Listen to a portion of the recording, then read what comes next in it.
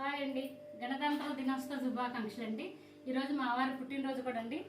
మా వారికి నచ్చిన వంటలు కూడా చేశాను, చూద్దాం రండి. అన్నం అండి, వేడివేడిగా అన్నం వండేసాను.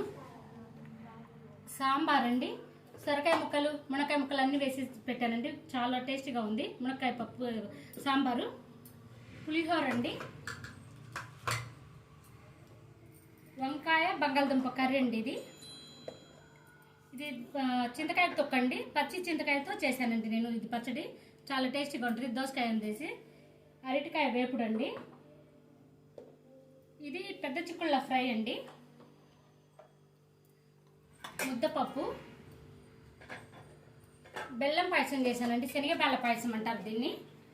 రాయలసీమకి వెళ్ళి శనగబెల్ల పాయసం అంటారండి, చాలా టేస్టీగా ఉంటుంది. సగ్గుబియ్యం శనగబెల్ల వేసి చేశాను, చాలా బాగుంటుంది.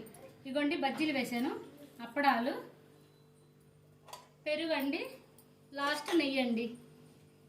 ఐటమ్స్ మా వారికి ఇష్టమైనవి చేశానండి. నచ్చితే మాత్రం లైక్ చేయండి.